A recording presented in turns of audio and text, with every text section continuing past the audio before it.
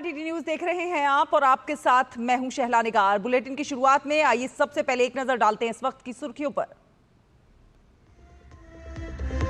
प्रधानमंत्री नरेंद्र मोदी कल से 4 राज्यों के दौरे पर। सिक्किम, पश्चिम बंगाल, बिहार और उत्तर प्रदेश में हजारों करोड़ रुपए की विकास परियोजनाओं की करेंगे शुरुआत।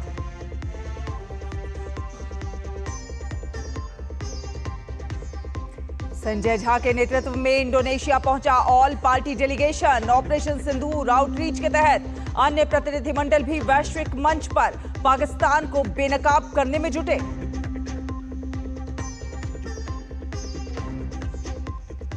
भारत के विदेश सचिव ने वॉशिंगटन में अंडर सेक्रेटरी जेफरी केसलर से की मुलाकात। भारत अमेरिका रणनीतिक व्यापार वार्ता के जल्द आयोजन पर हुई बात।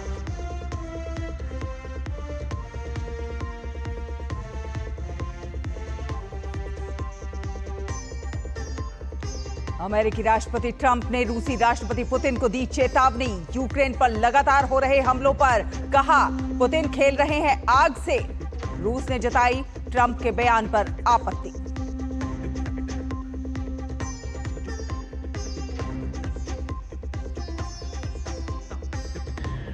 और मौसम विभाग का पूर्वानुमान, सामान्य से बेहतर होगा मॉनसून। जून से सितंबर के बीच 106% बारिश संभव।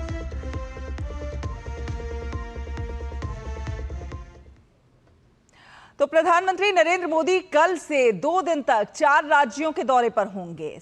29 और 30 मई को प्रधानमंत्री सिक्किम, पश्चिम बंगाल, बिहार और उत्तर प्रदेश का दौरा करेंगे। प्रधानमंत्री सिक्किम के स्थापना के 50 वर्ष पूरे होने के अवसर पर आयोजित कार्यक्रम में भाग लेंगे और कई विकास परियोजनाओं का शिलान्यास और उद्घाटन भी करेंगे। प्रधानमंत्री पश्चिम बंगाल के अलीपुरद्वार में विशाल जनसभा को संबोधित करेंगे और पटना में रोड शो करेंगे। साथ साथ कूचबिहार जिलों में सिटी गैस वितरण परियोजना की आधारशिला रखेंगे। प्रधानमंत्री बिहार में पटना एयरपोर्ट के नए यात्री टर्मिनल का उद्घाटन करेंगे। 1410 करोड़ रुपए से अधिक की लागत से बनने वाले बिहटा एयरपोर्ट पर नए सिविल एनक्लेव की आधारशिला भी रखेंगे। 30 मई को प्रधानमंत्री काराकाट में 48,520 करोड़ रुपए से अधिक की लागत वाली कई विकास परियोजनाओं का उद्घाटन और शिलान्यास करेंगे। इसके बाद प्रधानमंत्री उत्तर प्रदेश का दौरा करेंगे, जहां कानपुर नगर में करीब 20,900 करोड़ रुपए की लागत वाली कई विकास परियोजनाओं का शिलान्यास और उद्घाटन करेंगे। वो एक सार्वजनिक समारोह को भी संबोधित करेंगे।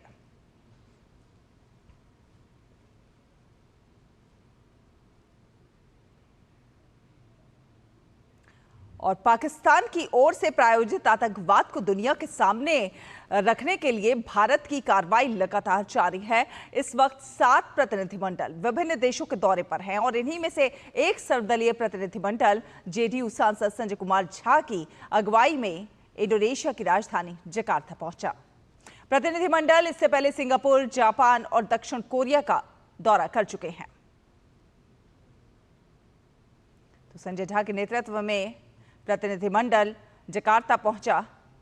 पाकिस्तान को बेनकाब करने के लिए लगातार प्रतिनिधिमंडल और संजय झा के नेतृत्व में सर्वदलीय प्रतिनिधिमंडल दक्षिण कोरिया का भी दौरा कर चुका है। और इस दौरान संजय झा सियोल में यूट्यूबर चार्ली से मिले। चार्ली अपने ठेठ बिहारी अंदाज के लिए कोरियाई बिहारी के नाम से भी जाने जाते हैं। वे बचपन में अपने माता पिता के साथ भारत में पटना आ गए थे और वहीं पर पले बढ़े। इस खास मुलाकात का एक वीडियो संजय झा ने एक्स पर शेयर किया है। आज हमको इंडियन पार्लियामेंट के मेंबर से मिलने के लिए बुलाया गया है। यार हमको थोड़ा नर्वसनेस हो रहा था यार कि ये हमसे क्यों मिलना चाहते हैं। यार मिलके हम क्या बात करेंगे। ऑब्वियस क्वेश्चंस तो हम पूछना नहीं चाहते हैं। कोरिया आके सर आपको कैसा लग रहा है? कोरिया आके बहुत अच्छा लग रहा है। मैं पहली बार कोरिया आया हूँ। इससे बढ़िया हमको इनसे इनका फेवरेट के-पॉप बैंड पूछ लेना चाहिए था। खैर, सर का नाम है Sanjay Kumar Jha and he is a member of parliament from Bihar. थोड़ी देर बात किए, फिर दिमाग में एक ढंग का सवाल आया। सर, तो आपका कोरिया में आने का मेन वजह यही कहा जा सकता है? मेन वजह और ओनली वजह, सबसे बड़ी बात है कि साउथ कोरिया सिक्योरिटी काउंसिल में है, यूनाइटेड नेशन में। हम लोग ये बताने आए हैं कि आतंकवाद का कोई रिलीजन नहीं, वो कहीं किसी को, आज हमारे घर में आया है, कैसे 9/11 यूएस में जाके कराया था, वो कहीं भी आ सकता है। सबसे बड़ा आतंकवादी कौन था? Bin Laden. कहाँ मिला? तो उसको और कहीं सेफ जगह नहीं मिला दुनिया में, पाकिस्तान नहीं मिला। कुछ गंभीर बातें करने के बाद अब पता चला सर हमसे क्यों मिलना चाहते थे। मधुबनी गल रही है। हाँ, मधुबनी गेल रही है। दही चूहा मेरा फेवरेट है सर। कभी कभी विश्वास नहीं होता है कि बिहारी भाषा बोलने के लिए हमको ऐसे अनुभव मिल रहे हैं। हम बिहार में पले बड़े हैं और आज मेरा जितना भी नाम कमाई हुआ है ये बिहार की वजह से ही हुआ है। तो हमको काफी गर्व होता है कि हम बिहार से हैं और बिहार में पले बड़े हैं। चेहरा से नहीं लग रहा है, चेहरा से नहीं लग रहा है, टोन से पूरा बिहारी लग रहा है। तो अलग अलग अनुभव। और कांग्रेस सांसद शशि थरूर के नेतृत्व में सर्वदलीय प्रतिनिधिमंडल पनामा में है। पनामा में भारत के राजदूत सुमित सेठ ने भारतीय सर्वदलीय प्रतिनिधिमंडल का स्वागत किया। शशि थरूर के नेतृत्व वाले इस प्रतिनिधिमंडल में बीजेपी के तेजस्वी सूर्या, भुवनेश्वर कलिता और शशांक मणि त्रिपाठी, लोक जनशक्ति पार्टी के श्यामवी चौधरी, शिवसेना के मिलिंद देवरा, झारखंड मुक्ति मोर्चे के सरफराज अहमद, टीडीपी के जीएम हरीश बालयोगी और अमेरिका में पूर्व भारतीय राजदूत तरनजीत सिंह संधू शामिल हैं।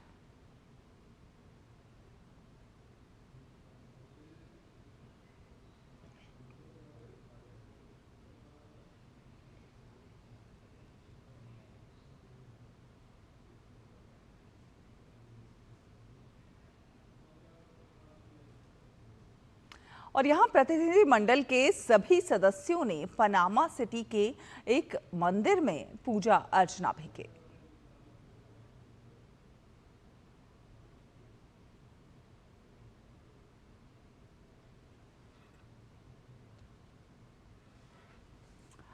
और आपको बता दें, वहीं भाजपा सांसद रविशंकर प्रसाद के नेतृत्व में सर्वदलीय प्रतिनिधिमंडल रोम में है और इससे पहले ये सर्वदलीय प्रतिनिधिमंडल फ्रांस की यात्रा पर था। फ्रांस में आतंकवाद के खिलाफ लड़ाई में भारत का मजबूत संदेश फ्रांसीसी सरकार, शिक्षाविदों और मीडिया के बीच गूंजता सुनाई दिया।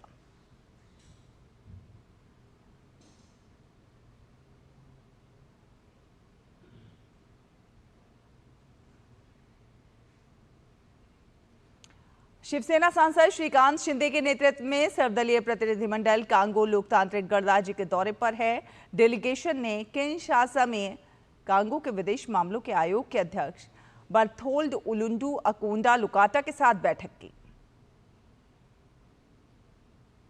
और इस मौके पर श्रीकांत शिंदे ने कहा कि कांगो हमेशा भारत के साथ खड़ा रहा है। उन्होंने कहा कि भारत जो संदेश देना चाहता है उसे कांगो ने बहुत अच्छी तरह से स्वीकार किया है।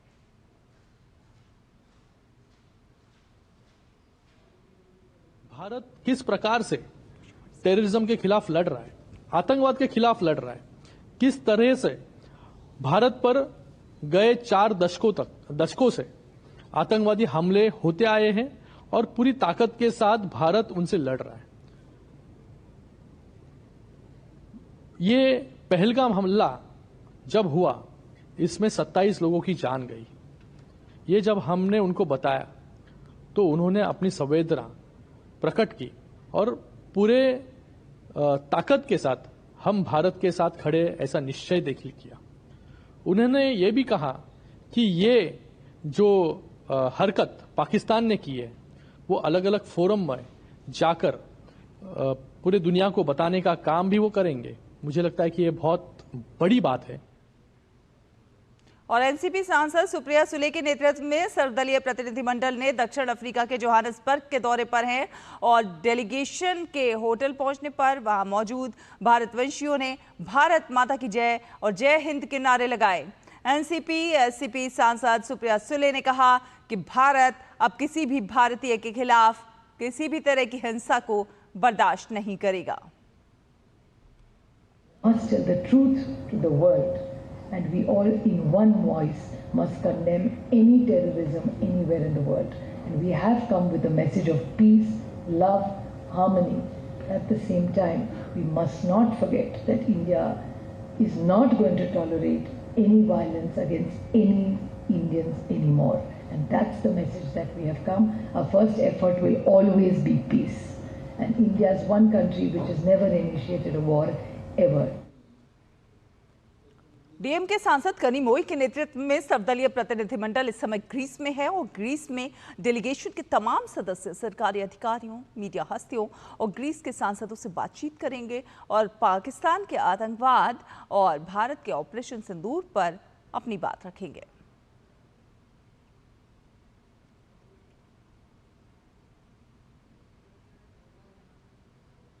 वहीं कुवैत गए सर्वदलीय प्रतिनिधिमंडल का नेतृत्व कर रहे भाजपा सांसद बैजयंत पांडा ने कहा कि प्रधानमंत्री नरेंद्र मोदी के दौरे के बाद से भारत और कुवैत के बीच सुरक्षा और आतंकवाद के खिलाफ साझा सहयोग के लिए समझौते हुए हैं।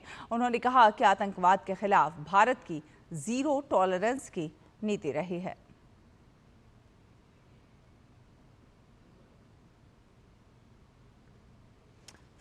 फिलहाल एक छोटा सा ब्रेक लेते हैं। ब्रेक के उस पार खबरों का सफर जारी है। आप देखते रहिए डीडी न्यूज।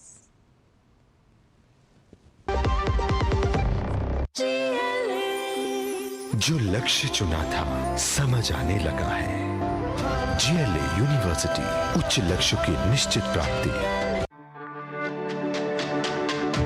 मेरी पसंद, मेरी पसंद, मेरी पसंद, मेरी पसंद, हमारी पसंद, हम सबकी पसंद। मजबूत देश का मजबूत सरिया हो गया स्टील। एलआईसी लाया है unit linked insurance plan index plus. जीवन बीमा पाइए और निफ्टी स्टॉक्स के साथ अपने मार्केट रिटर्न्स को तेजी से बढ़ाइए। इस अट्रैक्टिव कॉम्बिनेशन के साथ अपना कल सुरक्षित कीजिए। सिर्फ 2500 रुपए मंथली प्रीमियम से शुरुआत कीजिए। आज ही LICindia.in पर जाएं।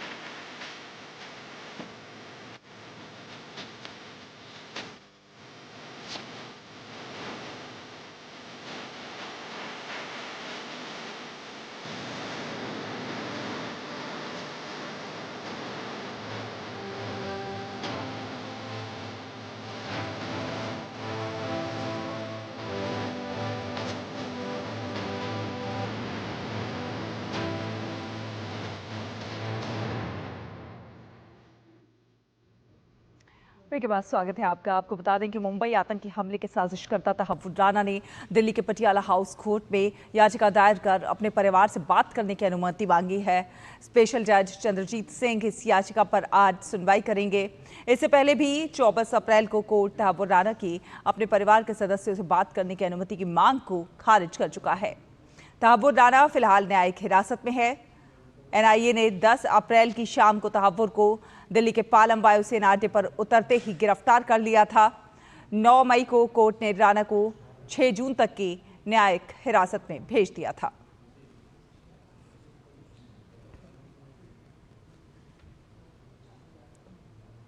और पंजाब में नशीली दवाओं और अवैध हथियार तस्करी नेटवर्क पर एक बड़ी कार्रवाई में anti narcotics task force ANTF border range Amritsar ने बुधवार को 3 ड्रग तस्करों को गिरफ्तार किया है। उनके पास से हेरोइन, हथियार और गोला बारूद बरामद किए गए हैं। पंजाब के पुलिस महानिदेशालय गौरव यादव ने बताया कि गिरफ्तार तस्करों की पहचान मनिंदरजीत सिंह, पीटर और लवजीत सिंह उर्फ राजा के रूप में हुई है, जिन्हें अमृतसर के अटारी रोड स्थित शंकर ढाबे के पास से गिरफ्तार किया गया है। पुलिस ने उनके पास से 4 PX5 स्टॉर्म पिस्तौल, 521 ग्राम हेरोइन, 7 मैगजीन और 55 जिंदा कारतूस बरामद किए। उत्तर प्रदेश के बरेली में जिला पुलिस ने अवैध रूप से रह रहे बांग्लादेशी और रोहिंग्याओं की पहचान के लिए विशेष अभियान शुरू किया है। 26 मई से 10 जून तक चलने वाले इस अभियान का उद्देश्य जिले में अवैध रूप से रह रहे बांग्लादेशी और रोहिंग्या नागरिकों की पहचान कर उन्हें देश से बाहर निकालना है। इस अभियान के तहत हर थाना क्षेत्र में 2-2 टीमें गठित की गई हैं, जो कि संदिग्ध लोगों का डेटा एकत्रित कर उनका सत्यापन करेंगी, जिनकी पहचान बांग्लादेशी या फिर रोहिंग्या के रूप में होती है। उन्हें डिपोर्टेशन सेंटर में रखा जाएगा और सत्यापन के बाद देश से बाहर किया जाएगा। भारत सरकार ने सभी जिलों को इस बाबत निर्देश जारी किए हैं ताकि घुसपैठ पर रोक लगाई जा सके। इससे पहले देश में अवैध रूप से रह रहे पाकिस्तानी नागरिकों को भी भारत से बाहर निकाला गया था। केवल लॉन्ग टर्म वीजा पर रह रहे लोगों को ही देश में रहने की अनुमति दी गई है। जनपद बरेली में 15 दिवसीय अभियान 25 मई से 10 जून का हम लोगों के द्वारा शुरू किया गया है। इस अभियान में सभी थाना क्षेत्रों में एक टीम गठित की गई है, जिसमें उप निरीक्षक, पुरुष कांस्टेबल और महिला कांस्टेबल बनाए गए हैं। इनको ट्रेनिंग दी गई है, इनको समझाया गया है क्या प्रोसीजर है। इनका मेन काम ये है कि ये सुबह और शाम दोनों टाइम पे अपने थाना क्षेत्र के एरिया में ये विसूचना संकलित करेंगे कि कहाँ बाहर के लोग आवासित हैं जो अस्थायी रूप से वहाँ रह रहे हैं। जाके उनसे बातचीत करेंगे, उनका सत्यापन करेंगे। ये देखेंगे कि कोई बांग्लादेशी या रोहिंग्या तो वहाँ पे नहीं रह रहा है। अगर ऐसा कोई व्यक्ति रहता हुआ पाया जाता है तो उसमें नियम ये है कि उसको डिटेंशन सेंटर में रखा जाए और उसके बाद 30 दिन के अंदर उसका वेरिफिकेशन कराया जाए। अगर ये पाया जाता है कि वो बांग्लादेशी या रोहिंग्या है तो उसको प्रॉपर नियमानुसार जो MHA की गाइडलाइंस है उसके हिसाब से डिपोर्ट किया जाए। और ओडिशा में 4 लाख रुपए के इनामी कट्टर माओवादी विजया पुनेम ने रायगढ़ के पुलिस अधीक्षक के सामने आत्मसमर्पण कर दिया। विजया पुनेम छत्तीसगढ़ के बीजापुर जिले के होसूर थाना क्षेत्र का निवासी विजया भावनाथ धारा घूमसर नागबली BGN डिवीजन के घूमसर एरिया कमेटी से जुड़ा हुआ था। वो ओडिशा के कंधमाल जिले के साथ साथ छत्तीसगढ़ के विभिन्न हिस्सों में माओवादियों और सुरक्षा बलों के बीच कई मुठभेड़ों में शामिल रहा था।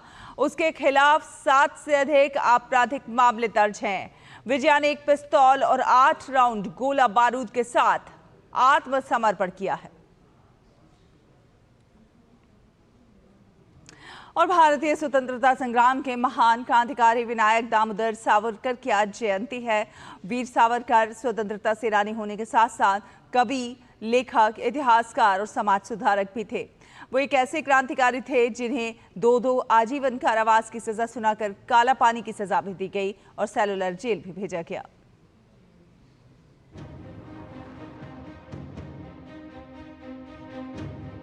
फरवरी 2025 में फ्रांस के अपने दौरे पर मार्सिले पहुंचे प्रधानमंत्री नरेंद्र मोदी ने विनायक दामोदर सावरकर यानी वीर सावरकर को याद किया था और कहा था, सावरकर की बहादुरी पीढ़ियों को प्रेरित करती रहेगी। प्रधानमंत्री ने उस घटना को याद किया जब सावरकर ने अंग्रेजों के जहाज से बीच समंदर में छलांग लगा दी थी। ये अंग्रेजी दास्ता से मुक्ति की छलांग थी। लेकिन नियति का ताना बाना ऐसा था कि सावरकर ने 10 साल तक काला पानी की सजा काटी। पीएम मोदी ने उन्हें याद करते हुए लिखा था, मार्सिले पहुंचा हूं, भारत की स्वतंत्रता की खोज में इस शहर का विशेष महत्व है। यहीं पर महान वीर सावरकर ने साहस पूर्वक भागने का प्रयास किया था। मैं मार्सिले के लोगों और उस समय के फ्रांसीसी कार्यकर्ताओं को भी धन्यवाद देना चाहता हूं, जिन्होंने मांग की थी कि उन्हें ब्रिटिश हिरासत में न सौंपा जाए। वीर सावरकर की बहादुरी पीढ़ियों को प्रेरित करती रहेगी। दरअसल भारतीय स्वतंत्रता संग्राम के इतिहास में वीर सावरकर सा उत्साह पैदा करने वाला नाम बिरला ही है। एक क्रांतिकारी, स्वतंत्रता सेनानी, लेखक और राजनीतिक नेता के रूप में विभिन्न भूमिकाएं निभाने वाले विनायक दामोदर सावरकर, जिन्हें वीर सावरकर के नाम से जाना जाता है, उन्होंने देश के इतिहास पर एक अमिट छाप छोड़ी है। सावरकर माने तेज, सावरकर माने त्याग, सावरकर माने तप, सावरकर माने तत्व, सावरकर माने तर्क, सावरकर माने तारुण्य, सावरकर माने तीर, सावरकर माने तलवार, सावरकर माने तिलमिलाहट, सागरा प्राण तड़मड़ला, तलमड़ाती हुई आत्मा,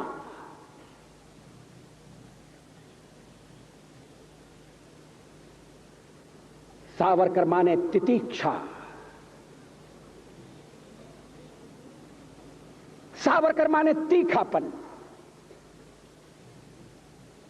सावरकर म्हणजे तिखट। कैसा बहुरंगी व्यक्तित्व। भारत के एक ऐसे क्रांतिकारी और स्वतंत्रता सेनानी, जिन्हें 2-2 आजीवन कारावास की सजा सुनाकर काला पानी की सजा दी गई और सेलुलर जेल भेजा गया। करीब 10 वर्ष कोल्हू चलवाकर कठोर अत्याचार किया गया, परंतु क्रूर अंग्रेजों के आगे वे झुके नहीं। वह प्रसिद्ध क्रांतिकारी, स्वतंत्रता सेनानी, समाज सुधारक, इतिहासकार और विचारक थे। ब्रिटिश शासित भारत में 1883 में जन्मे वीडी सावरकर ने देश को औपनिवेशिक बेड़ियों से मुक्त कराने के लिए जो अटूट समर्पण दिखाया, उसके लिए उन्हें प्रशंसा और आलोचना दोनों मिली। अपने पूरे जीवन में उन्होंने राष्ट्रवाद की भावनाओं को प्रज्वलित किया, अनगिनत व्यक्तियों को अपनी मातृभूमि के लिए लड़ने के लिए प्रेरित किया और ऐसे क्रांतिकारी विचार तैयार किए जो आज भी भारत के सामाजिक राजनीतिक परिदृश्य को आकार दे रहे हैं। Bureau report, DD news. Veer Savarkar की जयंती के अवसर पर संसद परिसर के संविधान सदन में उन्हें पुष्पांजलि अर्पित की गई।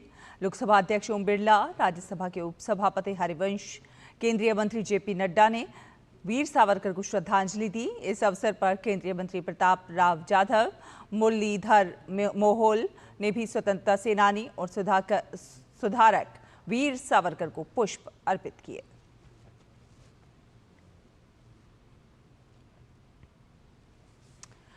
और अब अगली खबर का रुख करते हैं। आपको बता दें, दक्षिण पश्चिम मानसून जो है वो केरल में काफ़ी ज़्यादा सक्रिय बना हुआ है। प्रदेश के 2 उत्तरी जिलों में रेड अलर्ट जारी है, जबकि 9 जिलों में ऑरेंज अलर्ट घोषित किया गया है। लगातार हो रही बारिश से, बहुत भारी बारिश से जनजीवन प्रभावित हुआ है। राज्य के लगभग सभी जिलों में कुछ एक स्थानों पर मूसलाधार वर्षा दर्ज की गई। कोट्टायम और पठान मथिट्टा जिलों में नदियों के लिए ऑरेंज लेवल बाढ़ चेतावनी जारी की गई है। मॉनसून की शुरुआत से अब तक वर्षा जनित घटनाओं में 3 लोगों की मौत हो चुकी है। राज्य सरकार ने एहतियातन 38 राहत शिविर स्थापित किए हैं, जिनमें से अधिकांश भूस्खलन की दृष्टि से संवेदनशील वायनाड जिले में हैं। प्रशासन की ओर से हालात पर लगातार नजर रखी जा रही है और राहत कार्य तेजी से जारी हैं।